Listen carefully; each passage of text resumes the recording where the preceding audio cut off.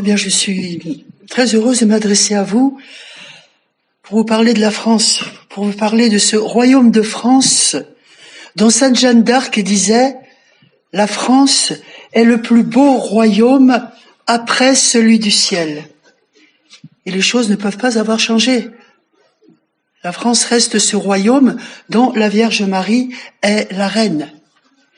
Et je voudrais vous parler des interventions de la Vierge Marie dans l'histoire de France, de façon, vous les savez toutes, mais à conforter notre espérance, à conforter notre confiance, alors que l'on veut nous priver de nos racines chrétiennes, et alors que l'on veut tout simplement pratiquer le génocide de cette France, des Français, et par là la priver de sa vocation de fille aînée de l'Église.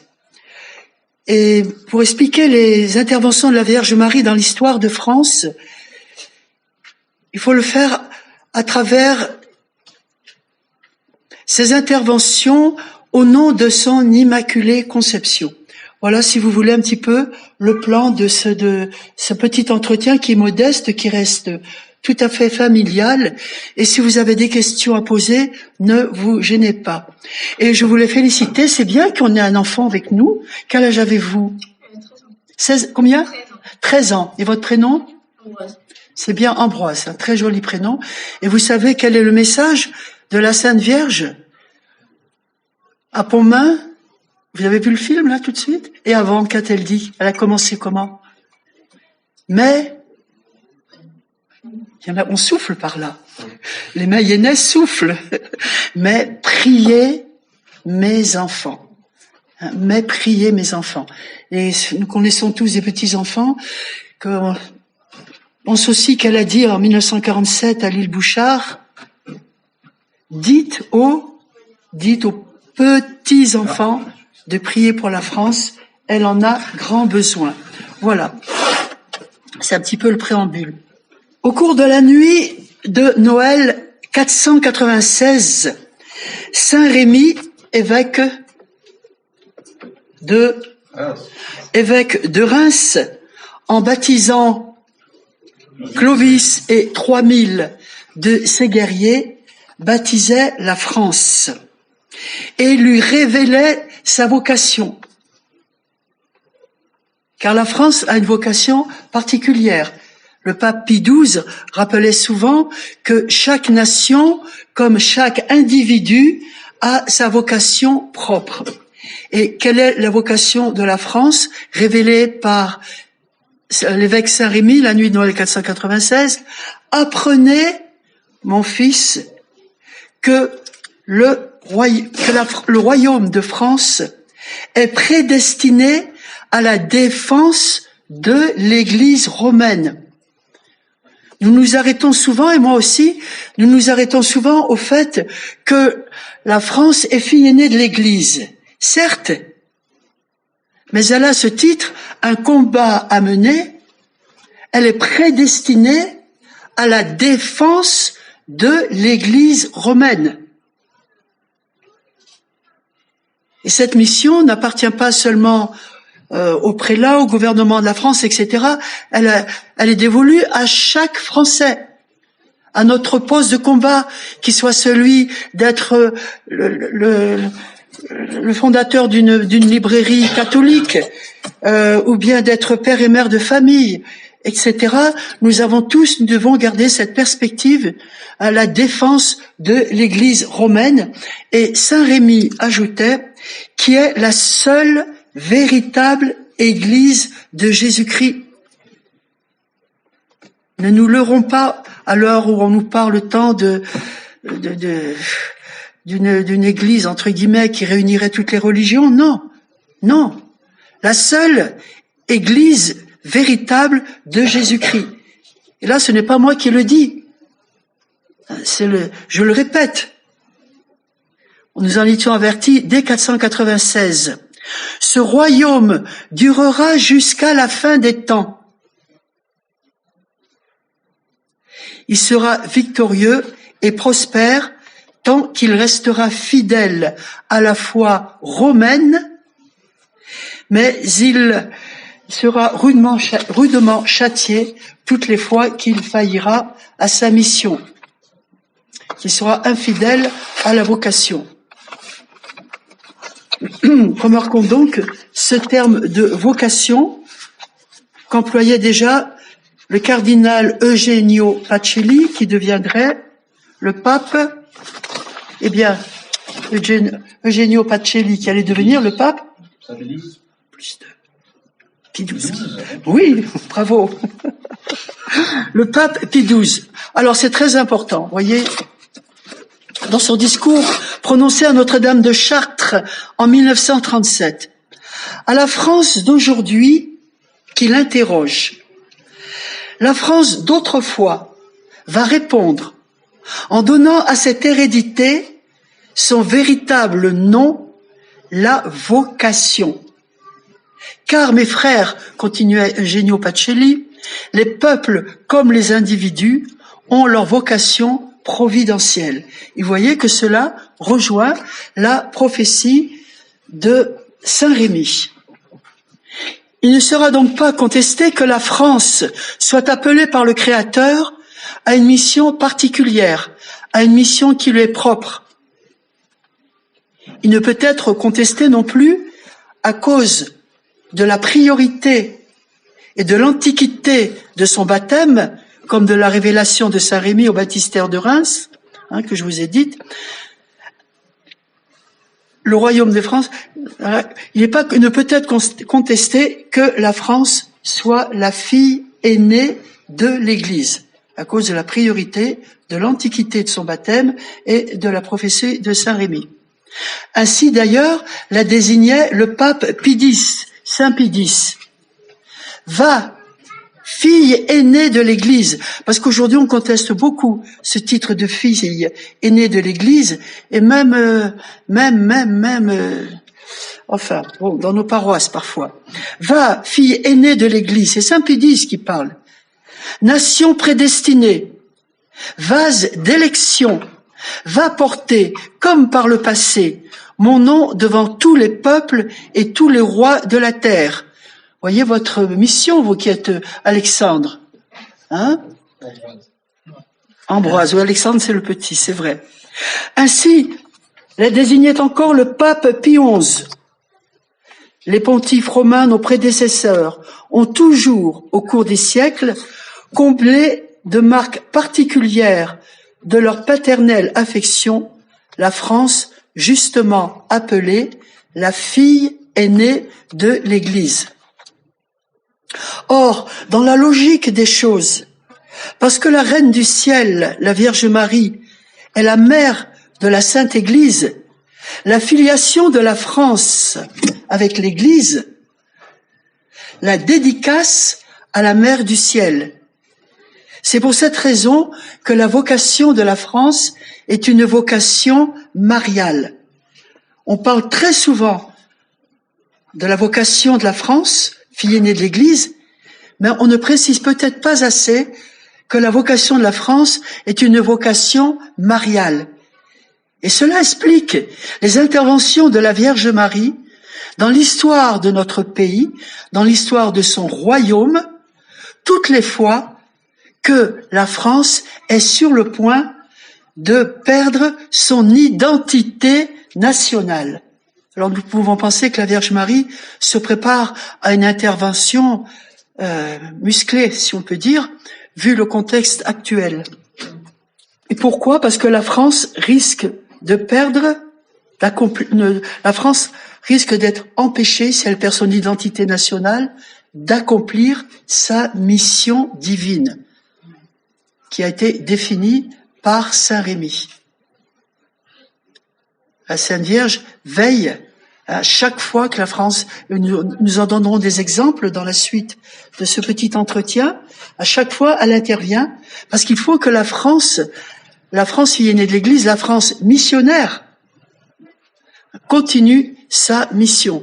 Et quelle est la mission finale de la France ?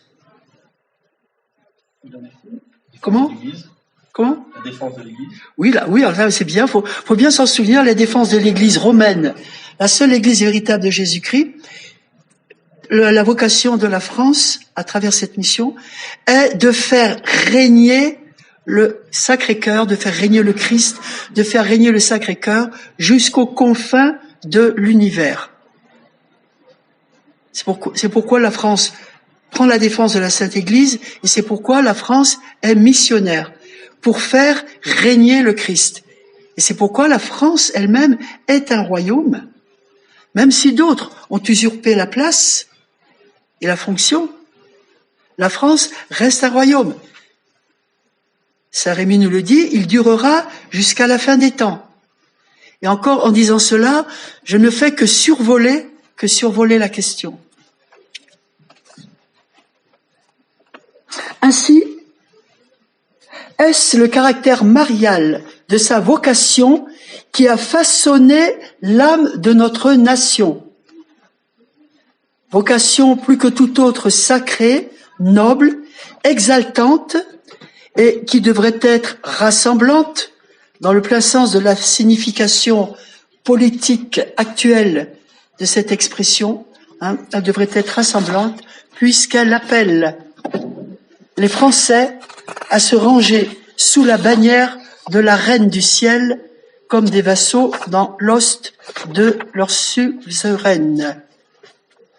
Alors, il est capital de noter que la vocation de la France, avant d'être définie par Saint Rémy, se dessinait bien avant le pacte de Reims, et ceci justement, fondamentalement, dans son caractère marial. En effet, les premiers peuples qui vivaient dans les terres qui deviendraient le Regnum Galliae, Regnum Mariae, le royaume de France, enfin de Gaule, le royaume de Marie, honorait la Vierge Marie avant même sa naissance et avant même sa conception. Comment? Eh bien voilà, ça vient.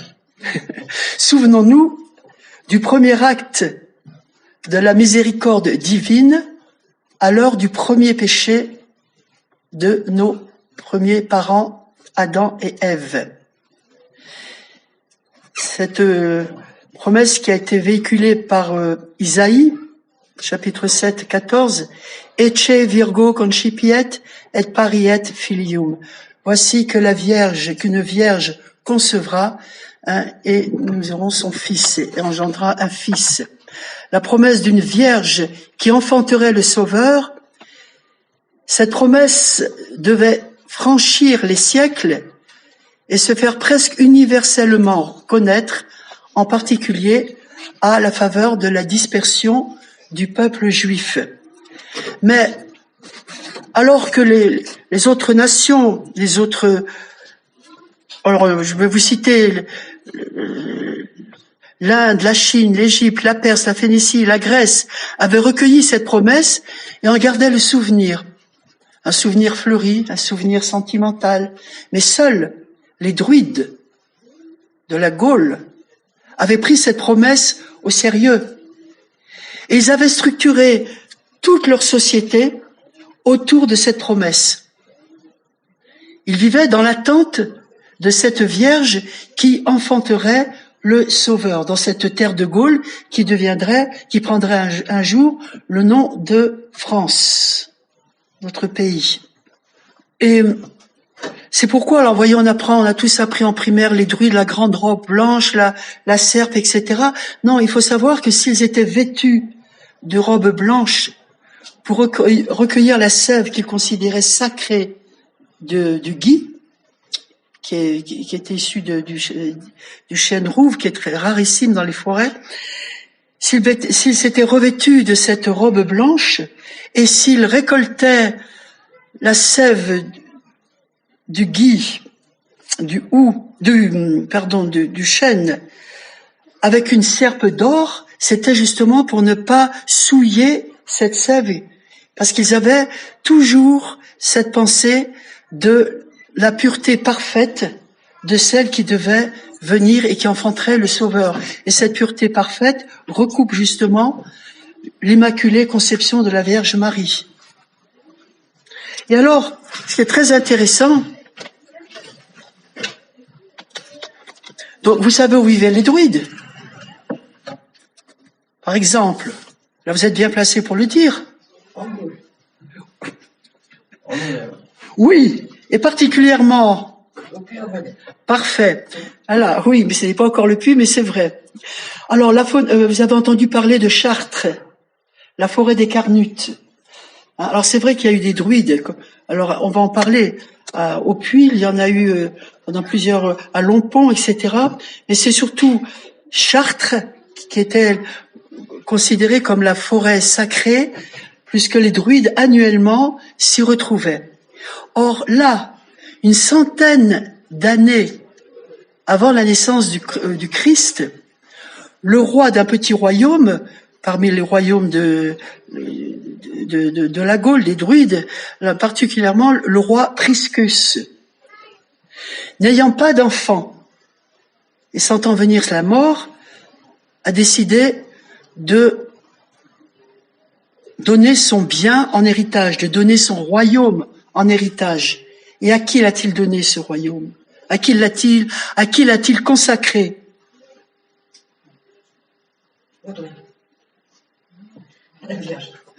À quelle vierge? La vierge qui allait enfanter. Priscus l'a consacré à la vierge qui allait enfanter. Et il existe encore un autel sur lequel est gravé Virgo paritura re, à la vierge qui va enfanter. C'est très intéressant de dire cela parce que 50 ans plus tard, notre héros national, notre premier héros national, Ambroise, qui est notre premier héros national? Comment? Encore avant. Bravo, très bien, bravo. Donc, Vercingétorix, qui lui tenait ses assises dans cette forêt sacrée qu'on appelait le temple des Carnutes, lui avait fédéré de nombreuses tribus gauloises, et donc on peut considérer, il avait essayé de fonder déjà une nation, et dont la cellule génitrice, la première cellule, avait été consacrée à Marie. Non seulement consacrée à Marie, mais on peut dire, il n'y avait pas encore les mots, mais à son immaculée conception, à sa pureté parfaite. Vous voyez, si la Vierge Marie se reconnaît dans ce royaume de France, et si elle l'a à cœur. Oh, je vais vous lire quand même, je ne voudrais pas prolonger trop la conférence, mais le bulletin de l'archiconfrérie de Notre-Dame de Pellevoisin rapporte: la colline de Chartres, où était bâtie la cathédrale, était alors un bois sacré. Et au milieu de ce bois se trouvait une vaste grotte qu'éclairait à peine un jour sombre. Là, dit la tradition, en présence de toutes les notabilités qui avaient été convoquées, la 100e année avant la naissance de Jésus-Christ, les druides élevèrent un autel sur lequel ils gravèrent l'inscription Virginie Pariturae, à la Vierge qui doit enfanter, et Priscus, etc., ce que je vous ai dit ensuite, plus tard. Voilà, donc Vercingétorix, qui avait fédéré une trentaine de peuples gaulois, réalisait ainsi une première unité nationale. Et la cellule initiale, la cellule génitrice, avait été consacrée à Marie, on peut dire à Marie Immaculée. Ainsi, la vocation mariale, j'insiste beaucoup sur vocation mariale, la vocation mariale de la France, dès son origine, est frappée du sceau de l'Immaculée Conception. Et c'est très important. Alors, on va parler du puits quand même. Quelques 100 ans plus tard, dès l'an 45, nous voyons la reine du ciel prendre de jurer, c'est-à-dire par droit, possession de sa terre de France et s'y établir en suzeraine. En quel lieu précis? Sur le mont, merci, sur le mont Agny, où serait érigée, à sa demande, l'église du Puy, future cathédrale, qui deviendrait après Chartres le plus ancien sanctuaire marial de France. L'ange de l'Annonciation, qui est? L'ange de l'Annonciation, Gabriel, l'ange des heureuses nouvelles, la présente en ces termes à la malade qui implorait sa guérison. C'est l'auguste mère du Sauveur qui, entre tous les lieux du monde, s'est choisi spécialement cet endroit pour y être servie et honorée jusqu'à la fin des siècles.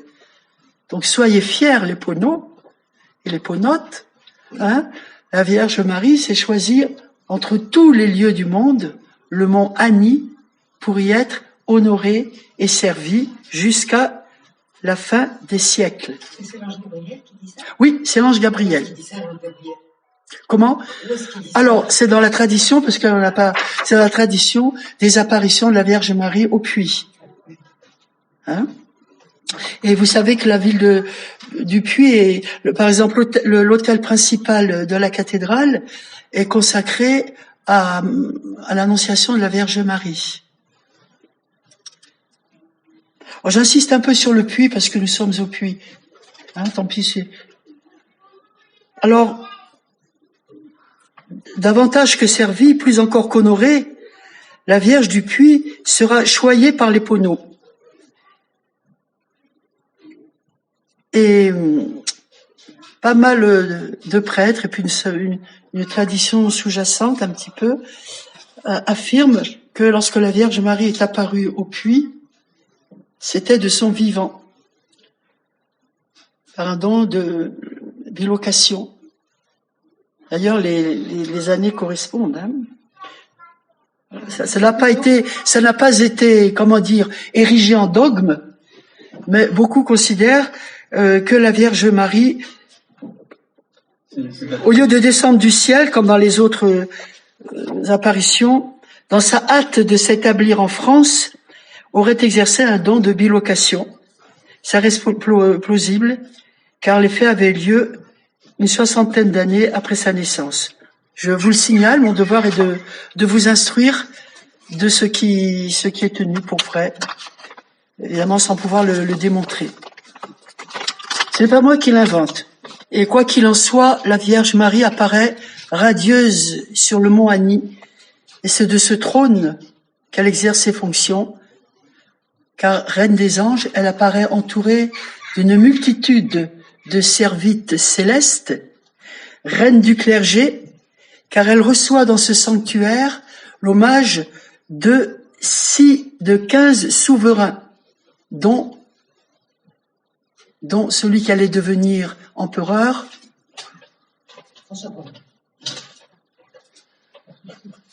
Il est venu aussi, hein. Il est venu aussi, oui. Alors, Charlemagne, hein, tout à fait. Non, c'est pas Il en parlera, et il en parlera souvent. Il est venu au puits, oui, et je crois même qu'il est venu pieds nus, et qu'il a, au moins dans le sanctuaire, et il a déposé virtuellement ou matériellement sa couronne au pied de Notre-Dame du Puy. Hein. Vous savez aussi que Saint Louis aussi est venu au Puy. Hein. C'est à lui qu'on devrait, paraît-il, la première Vierge Noire qui a été brûlée sous la Révolution. Mais on peut pas dire tous les détails parce que c'est très très riche. Alors, on a dit reine du clergé, reine de France, puisqu'elle reçoit la visite de 15 souverains, reine du ciel, puisqu'elle voit accourir les saints de France. Alors, Saint Dominique, tout à l'heure, vous avez cité Saint François Régis, Saint Julien Aymar. Non, c'est pas la même période. Il est venu à Saint-Bonnet-le-Froid, mais c'est plus tard, mais je sais pas s'il est venu. Oh, c'est à côté. Il y a des chances, oui, il a visité, il est allé à Saint-Bonnet-le-Froid. Et puis, alors, cette sainte dont j'ai oublié le nom. Enfin, énormément de saints sont venus ici. Et puis, reine de la chrétienté, puisque depuis cette manifestation de la Vierge Marie au Puy, eh bien, cette chaîne de pèlerins ne s'est jamais rompue, ça continue. Donc,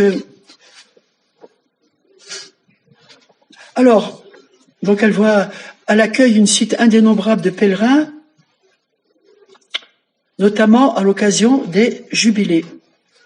Et nous voyons bien l'affection de la Vierge Marie pour la France, puisqu'il n'est village de France qui ne s'honore de quelque apparition, de quelque miracle, de quelque faveur particulière, et les pages de l'histoire de notre pays composent autant d'ex voto.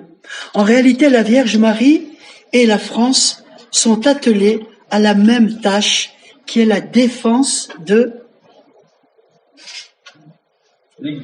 l'Église romaine, la seule véritable Église du Christ. Tout à fait. Mais ce n'est pas moi qui le dis, c'est Saint Rémy. Hein? Et c'est répété par tant et tant de saints. Alors, c'est pourquoi lorsque, au IIe siècle, la dangereuse hérésie de la gnose commence à se répandre sur les bords du Rhône et de la Saône, à Lugdunum, capitale des trois Gaules impériales, on voit arriver saint Irénée, qui ripostera en composant son œuvre célèbre Adversus Héréses, c'est-à-dire contre les hérésies. Et je vous en parle, pourquoi? Parce que saint Irénée avait une tendresse particulière pour la Vierge Marie. Et c'est lui, il est un des premiers qui a pressenti l'Immaculée Conception de la Vierge Marie. Alors, je vous donne, vous voyez, son raisonnement.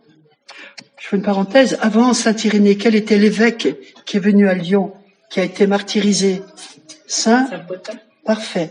Saint Potin, qui lui, lorsqu'il est arrivé, donc il venait de Smyrne, d'Asie mineure, lorsqu'il est arrivé à Lyon, portait sur lui, vous le savez. Quand je le dis, vous allez dire, ah oui. Une icône vous avez dit ah oui. Une icône de la Vierge Marie.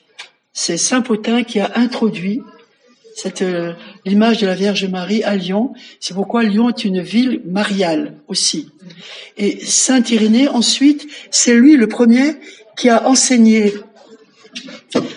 ou du moins qui a codifié ce que déjà nous on pensait beaucoup, mais c'est lui qui l'a énoncé. C'est très intéressant.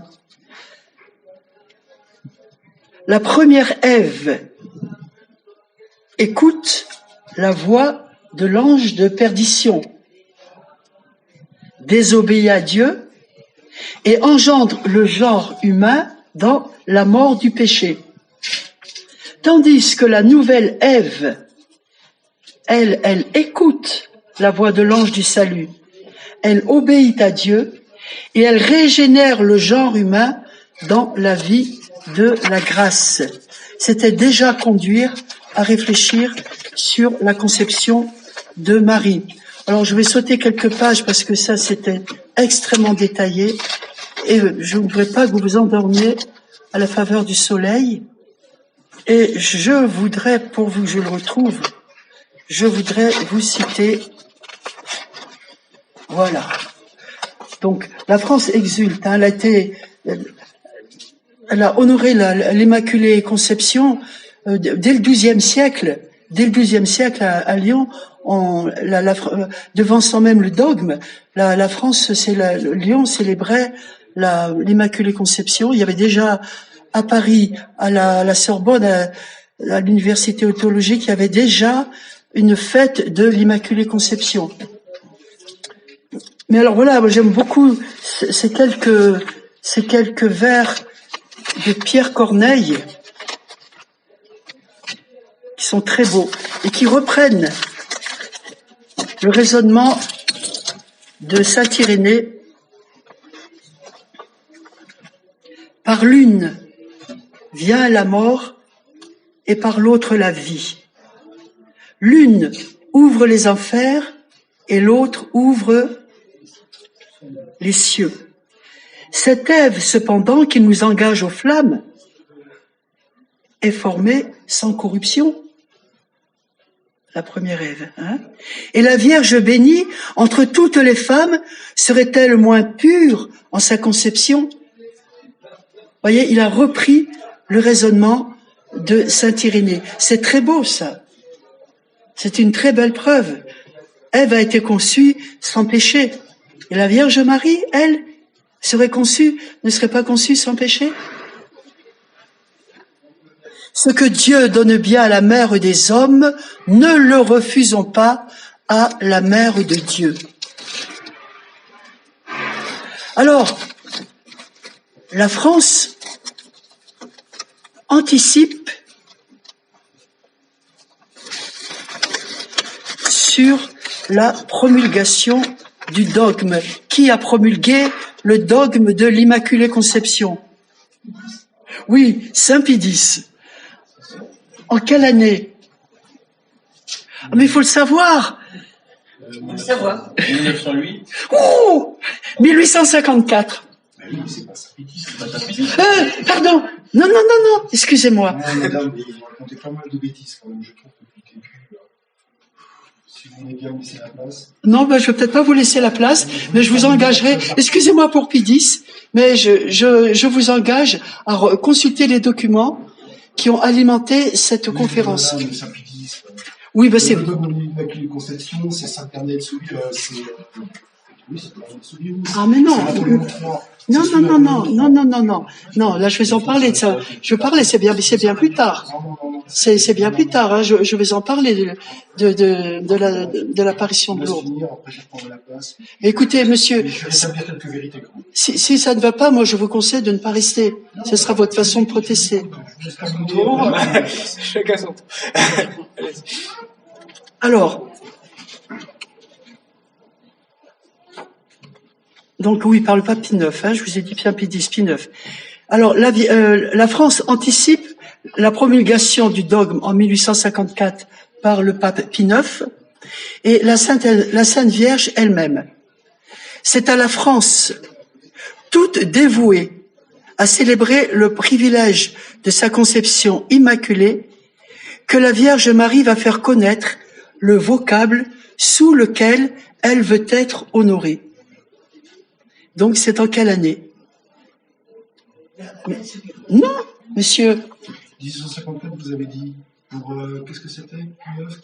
Qui Alors, je vous dis que le dogme a été promulgué en 1854, mais la Vierge Marie a anticipé la promulgation du dogme.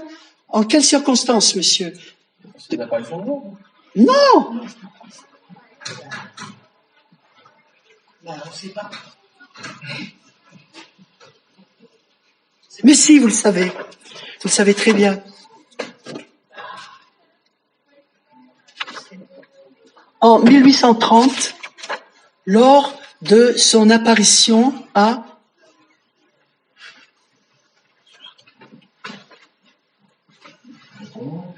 Oh là là, monsieur, pour moi, c'est en 1870, 71. Ça date de 1846. Donc c'est Enfin.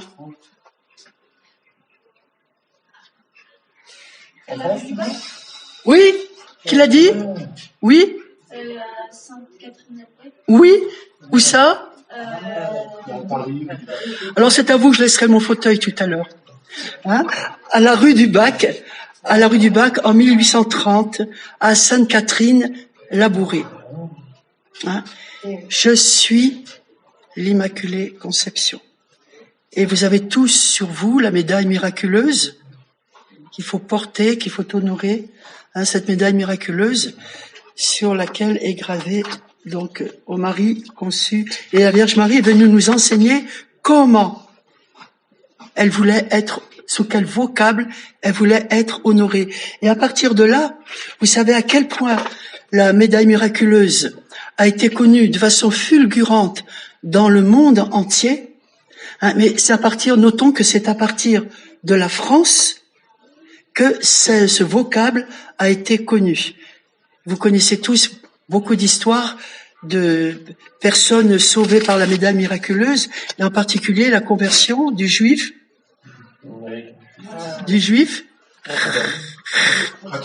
Voilà, du juif Ratisbonne. C'était deux frères. Le premier, c'est le premier qui a été, c'est le. Oui, c'est l'aîné. Bon, écoutez, si vous permettez, laissez-moi terminer, parce que là, vous allez me brouiller la tête. Hein? Alors, ce serait gentil. Voilà.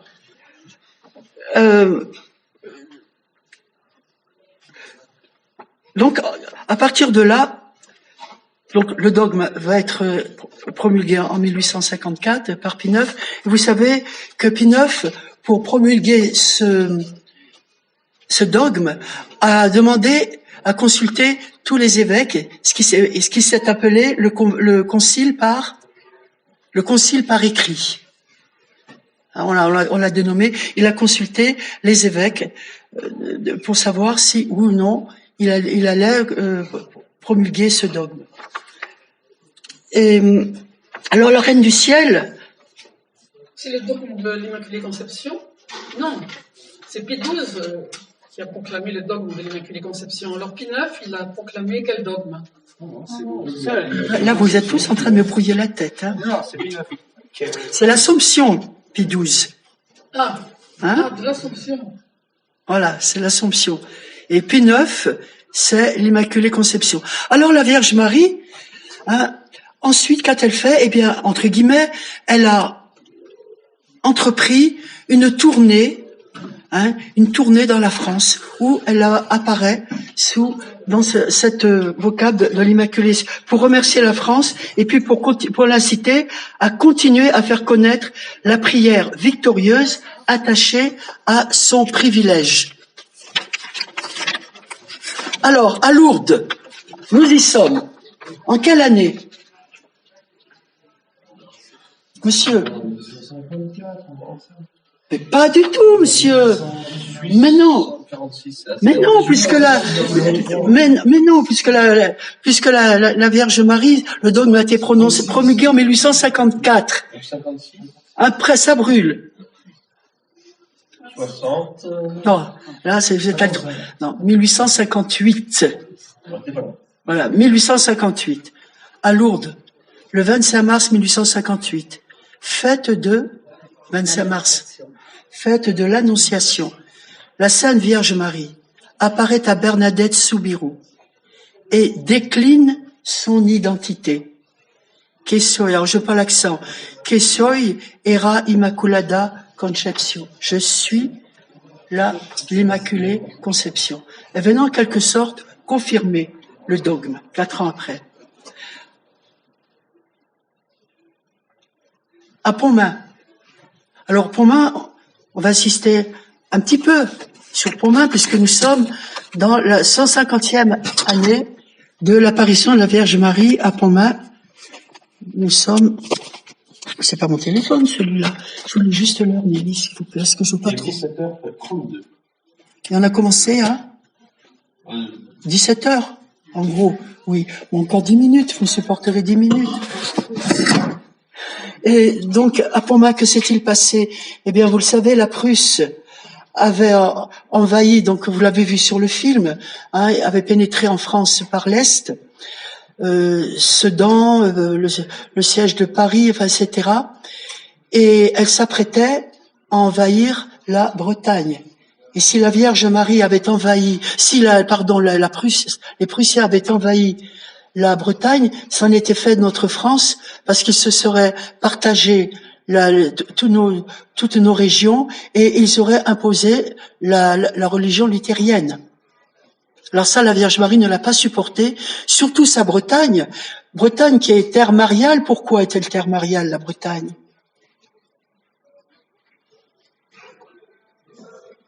Oui? Ça a un rapport avec Grignon de Montfort ou pas? Ah oui, ça c'est vrai, tout à fait. Mais à l'origine, quelles reliques sont en Bretagne? Les reliques de Sainte-Anne. C'est les reliques de Sainte-Anne qui sont une reliques les plus précieuses qui soient.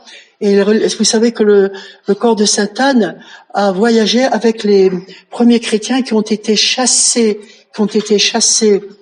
donc de Palestine et jetés par la haine des Juifs, les a jetés dans une barque sans voile, sans rame, et ils auraient dû périr au milieu des flots. Et or, ils sont arrivés sains et saufs. Où ça? Au Sainte-Marie de la Mer. Bravo.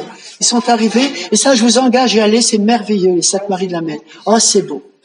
Et ils sont arrivés sains et saufs. Vous connaissez l'histoire des trois Maries. Sainte Marie-Madeleine, qui elle est allée pleurer ses fautes dans le massif de la Sainte-Baume, Hein. Saint-Maximin n'était pas loin. Vous savez que Sainte-Marie-Madeleine, donc son chef est conservé là-bas. C'est le 3e tombeau de la chrétienté. Le premier, c'est celui de Notre Seigneur. Le 2e, Saint-Pierre. Le 3e, Sainte-Marie-Madeleine. Donc, Sainte-Marie-Madeleine, elle est restée à la Sainte-Baume pendant 33 ans. Elle a pleuré ses fautes et creusé avec ses larmes la fameuse baume, qui est un creux dans le roc creusé par les larmes de Sainte-Marie-Madeleine. Les autres Marie, Marie Salomé et Marie sont restées, etc. Elles ont converti les nomades. Bon, on va pas s'étendre là-dessus, on peut pas. Alors, donc le corps de Sainte Anne, qui est en quelque sorte un reliquaire de la Vierge Marie. Le corps de Sainte Anne fait que la Bretagne est une terre mariale et que la Vierge Marie n'a pas supporté la possibilité d'une invasion prussienne. Alors qu'a-t-elle fait? Dans la nuit du 17 janvier 1871, elle est apparue, alors officiellement parce qu'il y en a eu d'autres, mais elle est apparue à 4 enfants. Moi, je vous engage, j'ai aucun intérêt financier dans l'affaire, mais à vous procurer le film sur Pontmain, qui a été tourné, qu'a donc Monsieur Maxime, qui a été tourné à l'occasion du 150e anniversaire. Il a été tourné par des amateurs qui s'en sont pas mal sortis, mais qui vous retracent historiquement l'histoire de Pontmain.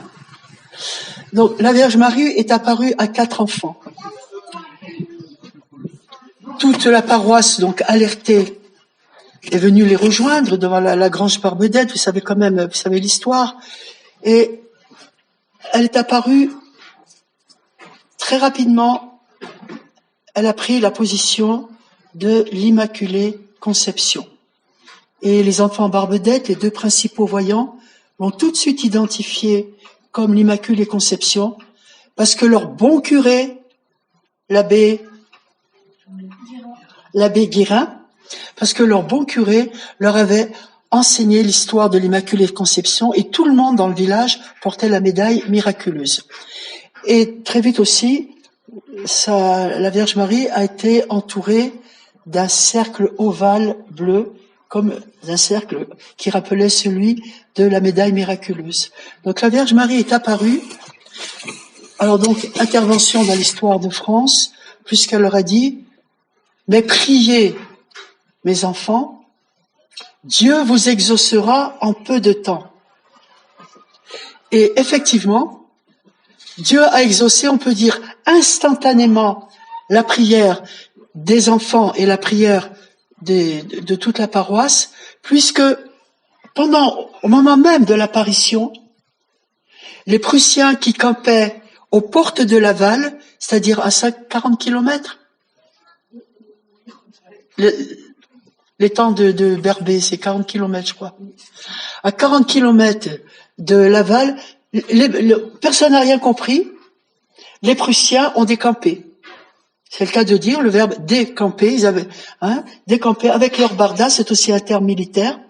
Et ils sont partis à fond de train. Personne ne comprenait rien, jusqu'à ce que le général Chanzy, que vous verrez sur le film, reçut la visite d'une délégation de Prussiens qui tenaient honnêtement à venir l'avertir que cette nuit-là, ils avaient vu dans le ciel une vierge qu'ils ont décrite comme Notre-Dame de Pontmain, avec sa robe constellée d'étoiles, et qui les a chassés de ses paumes, c'est-à-dire dans la position de l'Immaculée Conception.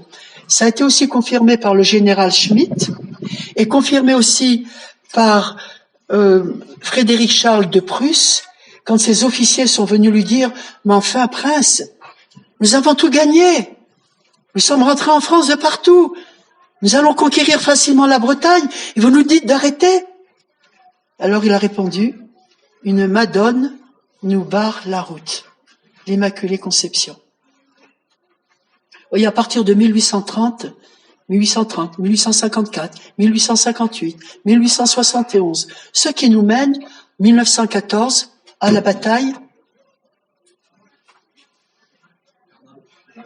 Oui, la bataille de la Marne.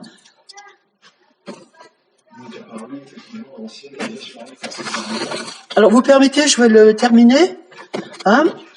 Donc, nous avons beaucoup, là, ça vous les trouverez facilement sur Internet, je ne veux pas tout vous lire parce que on n'aura pas le temps de tout dire, où la Vierge Marie est apparue de la même façon, avec les paumes ouvertes et repoussant l'armée allemande. Et ce sont des Allemands eux-mêmes qui ont apporté ce témoignage, notamment un prêtre qui allait mourir, qui était dans une ambulance et qui a dit je vais vous le dire avant de mourir, voilà et nous sommes des milliers à l'avoir vu, mais si nous le disons, nous serons tous fusillés. Voilà, on a eu plusieurs témoignages dans ce sens.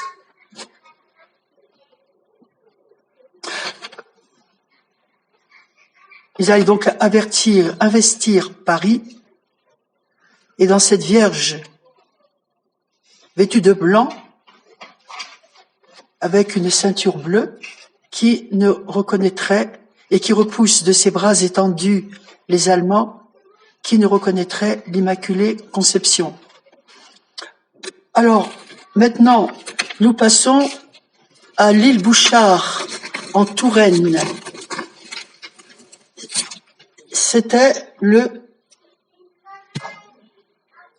8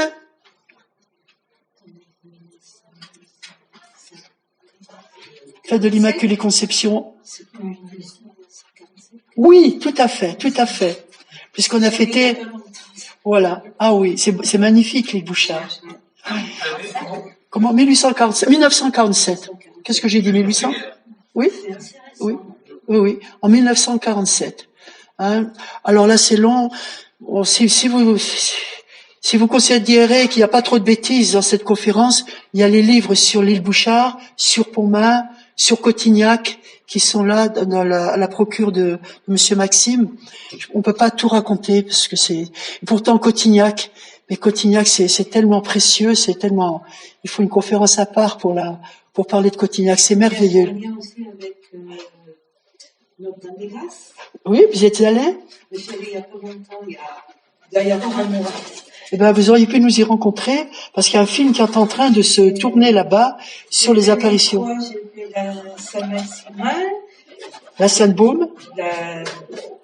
J'ai fait Saint-Maximin, notre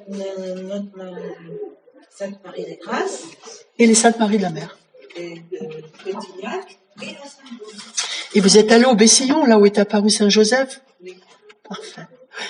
Et là aussi, c'est toute une histoire. Donc, oh oui. Que s'est-il passé à l'île Bouchard? Eh bien, vous savez que le communisme, les communistes de France et Staline allaient avaient décidé d'intervenir en France et puis d'instaurer le régime communiste. Et ça devait être fait dans la nuit. Il y avait eu déjà pas mal d'exactions, des trains qu'on avait fait sauter, des attentats, etc. Et dans la nuit, il devait se passer quelque chose de terrible. Or, la Vierge Marie est apparue le 8 décembre à 4 fillettes, et notamment à Jacqueline Aubry. Et elle leur a dit, dites aux petits-enfants de prier pour la France, elle en a grand besoin. Donc nous avons tous des neveux, des nièces, des petits-enfants, des enfants. C'est vraiment faire prier les petits-enfants pour la France. Je crois que c'est le dernier recours, c'est la dernière armée de la Vierge Marie. Faire prier pour Et donc dans la nuit même, comme à Pontmain, tout s'est arrêté. L'ordre de grève a été démenti, enfin, il n'a plus été question de faire la grève, et le travail a repris en France, et notamment dans cette région où il y avait eu, à Saint-Pierre-des-Corps, le premier congrès communiste. Alors, la Vierge Marie apparaît du 8 au 14 décembre, pendant tout l'octave de l'Immaculée Conception, habillée comme elle l'était à Lourdes, et elle reprend en épigraphe à ses pieds, dans la même chronologie, le premier jour, la prière enseignée en 1830, ô Marie conçue sans péché, etc. Le deuxième jour, quand elle a décliné son identité à Sainte Bernadette, je suis l'Immaculée Conception. Hein, elle souligne ainsi la filiation qui sous-tend les trois apparitions.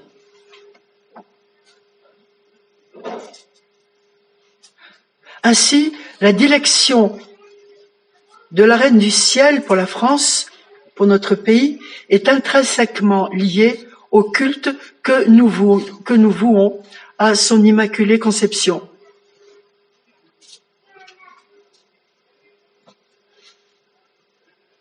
L'abbé Guérin, qui a été le prêtre de Pomain, en était convaincu, puisqu'il citait en exergue de son premier diaire, c'est-à-dire son premier cahier journal de prêtre, la phrase de Monseigneur Cibourg: « Si Rome est la tête du catholicisme, la France en est le cœur et le bras. » Pas uniquement le bras, mais le cœur et le bras.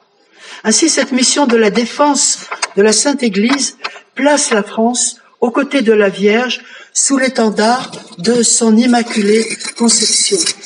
Et je voudrais alors,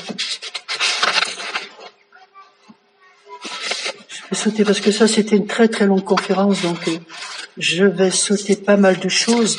Je voulais terminer. Oui, nous parlions de Pomain, mais en 1830, la Vierge Marie avait annoncé à Catherine Labouré qu'une guerre éclaterait 40 ans plus tard, c'est-à-dire en 1870. Et dans la nuit de l'apparition, Catherine Labouré a vu des lumières, a été avertie de l'intervention mariale. Je voulais vous lire, à la fin, je voudrais vous lire, déjà c'est... Vous en parlez de des apparitions à la bataille de... Oui, je l'ai là, mais je vais terminer. Oui. Pour que ça reste cohérent, pour pas trop me disperser.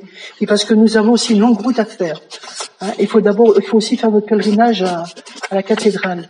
Alors, vraisemblablement, nous connaîtrons les châtiments annoncés par Saint Rémy, les grandes souffrances annoncées par la Mère de Dieu, notamment à la Salette, souffrances purificatrices, salvatrices, régénératrices de la vocation de notre nation. Ça, c'est dans cette perspective qu'il faut élever les enfants de France, forgeant leur caractère. Le pape Pie XII s'écriait, s'adressant, alors entre guillemets, il s'adressait à tous les fils et filles de France. Soyez fidèles à votre traditionnelle vocation. Jamais heure n'a été plus grave pour vous en imposer les devoirs. Jamais heure n'a été plus belle pour y répondre. Souvenons-nous de cela dans les mois à venir. Et vous voyez, Sainte Thérèse dans l'Enfant Jésus, je n'ai pas la citation exacte, là j'y pense maintenant, disait, quand j'entends parler des terribles châtiments qui s'abattront un jour sur la France, de la terrible apostasie qui va la ravager, elle disait, j'aurais aimé vivre à cette époque pour être aux côtés du Christ. Donc quel motif d'espérance et puis quelle source de force pour nous. Alors je voulais vous lire de Saint Pie X. La dernière phrase là, on n'a jamais vu une heure aussi. Oui, de Pie X, de Pie XII, excusez-moi. Jamais heure n'a été plus grave vous avez le début? Parce que jamais heure n'a été plus grave, mais... Bon, je vous la trouve après. Comme ça, je finis. Je l'ai, hein. Et puis, jamais heure a été plus belle pour y répondre. Jamais heure n'a été plus grave pour, Alors, Saint Pie X, qui s'est largement inspiré du cardinal Pie, d'ailleurs, parce qu'il apprenait le français, quand il a été nommé pape, il savait très très peu le français, pour ainsi dire pas. Donc il a appris le français avec les œuvres du cardinal Pie. Alors, voilà, c'est très important. Plus le mal s'aggrave, plus le jour de la délivrance est proche, pouvons-nous nous dire, ainsi que l'assure saint Pédis. Un jour viendra, et ne tardera guère, où la France, comme autrefois Saul, sur le chemin de Damas, sera enveloppée d'une lumière céleste, et où elle entendra une voix qui le répétera, « Ma fille,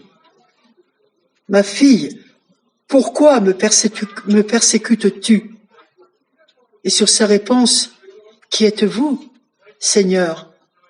La voix répliquera, « Je suis Jésus de Nazareth que tu persécutes. Il t'est dur de regimber contre l'aiguillon parce que, dans ton obstination, tu te ruines toi-même. » Et elle, frémissante, étonnée, dira, « Seigneur, Seigneur, que voulez-vous que je fasse ?» Et lui, « Lève-toi des souillures qui t'ont défiguré. Réveille dans ton sein les sentiments assoupis et le pacte de notre alliance. Et va, fille aînée de l'Église, nation prédestinée, vase d'élection, va porter, comme par le passé, mon nom devant tous les peuples et tous les rois de la terre. » Quelle grâce de préparer, donc là c'est plus saint Pédis, c'est notre conclusion, de préparer le triomphe du cœur immaculé de Marie et de participer à ses côtés à l'établissement du règne du cœur de son Fils dans tout l'univers. Je vais m'arrêter là. Voilà. Elle va revenir? Certainement. Vous savez, quand elle est apparue à Pontmain, à la fin de l'apparition, 2 croix blanches se sont plantées sur ses épaules. 2 petites croix blanches de 20 cm de hauteur, à peu près. Et quand on a interrogé les voyants pour leur dire, mais quelle est la signification de ces croix? Ils ont dit, mais elles sont prophétiques, on en saura la signification plus tard. Et beaucoup pensent que c'est le triomphe de l'Église et le triomphe de la France, le triomphe de la fille aînée de l'Église, qu'on peut aussi interpréter, sans dire que c'est cela forcément. On peut le méditer, si vous voulez, enrichir notre méditation, que c'est aussi l'annonce du grand pape et du grand monarque annoncé dans les prophéties de l'Aphrodite. Un jour, c'est annoncé, donc c'est pas moi. On peut dire, mademoiselle, vous dites des bêtises. J'en ai sûrement dit parce que effectivement, le Saint Pédis tout à l'heure, j'avais tapé Saint Pédis, donc j'ai dit Saint Pédis. Attendez, elle a pas fini les questions. Oui, mais attendez, elle a pas fini. Mais ça veut pas dire que je vais répondre à tout. Voilà. C'est vrai, ça fait 1h30. Mais monsieur, je ne vous retiens pas. Non, mais j'ai des questions à vous poser. Alors, La dites. dernière phrase.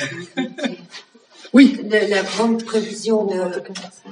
Oui. La prédiction. La prédiction Oui, jamais heure n'a... Oui. Donc, pas de Saint Pédis. La phrase de Pie XII.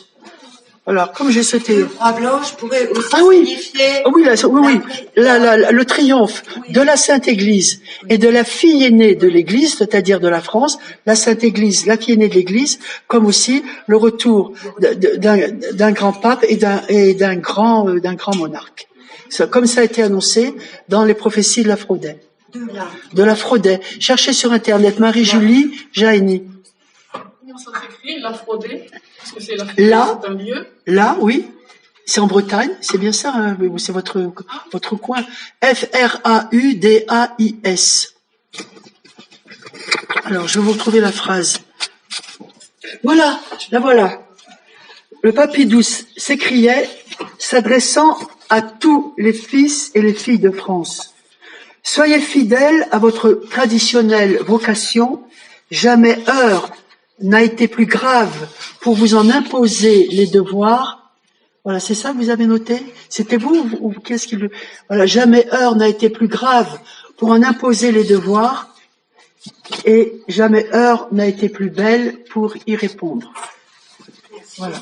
Alors, Monsieur Patrick, je vous conseillerais de demander à Monsieur Maxime de vous procurer, vous aurez des références, le livre de Marquis de la Franquerie, hein, la Vierge Marie et l'histoire de France, et puis de ne pas confondre la forêt des Carnutes avec un temple celtique.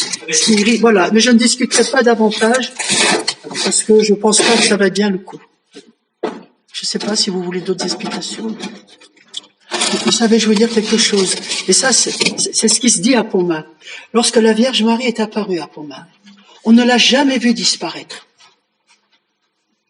C'est-à-dire que c'est un voile blanc qui a dissimulé progressivement la Vierge Marie. Il s'est arrêté d'abord à la ceinture, ensuite au cou, ensuite à la couronne, Vierge Reine de France. Ah, puis il faut que je vous dise quelque chose à propos de la Reine de France. Et ensuite, elle a été cachée entièrement. Mais personne ne l'a vue disparaître. Et de tradition, on dit là-bas que la Vierge Marie est restée dans le ciel de Pontmain.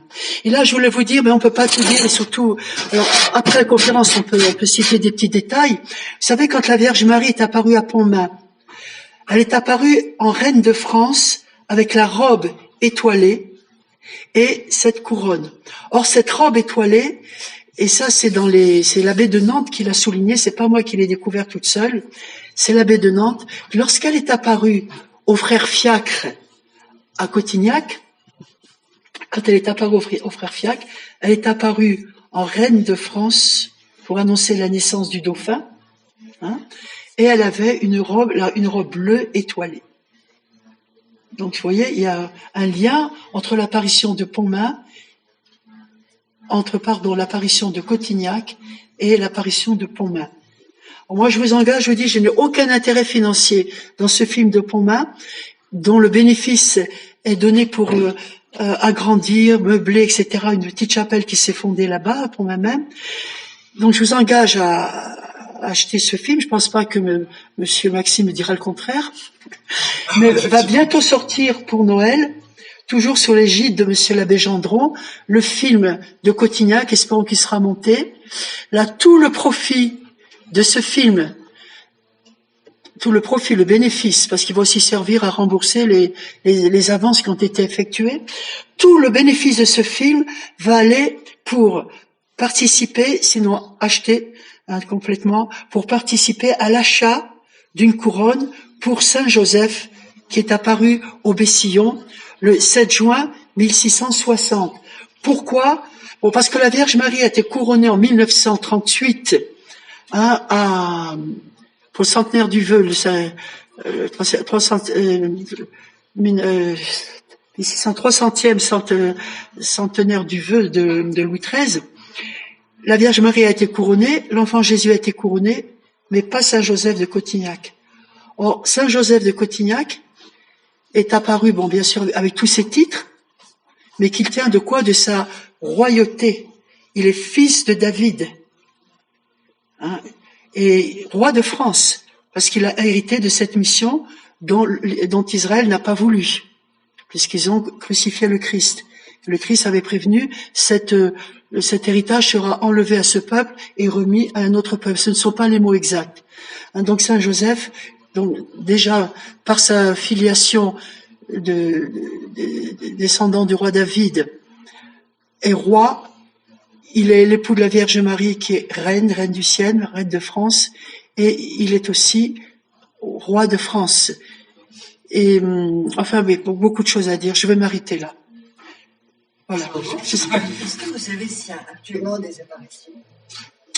Alors, je vais vous dire. Bonne question. Moi, je ne peux répondre qu'en m'appuyant sur la Sainte Église. Or, les apparitions, les apparitions, tant qu'elles n'ont pas été cautionnées par l'Église, ou au moins les pèlerinages autorisés, comme à l'île Bouchard, elle n'est pas vraiment encore reconnue par l'Église, mais l'évêque autorise tous les pèlerinages. C'est déjà une première forme de reconnaissance, vous voyez. Donc, bien sûr qu'il y a beaucoup de personnes, quand vous mettez sur les blogs, etc., beaucoup de personnes qui auraient reçu des messages, la Vierge Marie serait apparue, moi je dis rien. À Guadeloupe, ça c'est sûr. Hein, le Saint-Joseph, voilà. J'aimerais savoir combien de fois, depuis la mort du Christ, la très Sainte Vierge Marie serait apparue. Alors, monsieur, voilà mon fauteuil. Moi, cher monsieur, je vous avais prévenu que je resterai peu de temps, que je ferai une courte conférence de 35 minutes. Il paraît qu'elle a duré à peu près 1 heure, j'en sais rien. Non, pas 1h30. Non, pas 1h30. Ça s'est avancé, je crois. C'est pas vrai. Moi, je m'en vais voir. Et pourtant, j'ai sauté des pages. 1h10. Ah, ben voilà. Merci.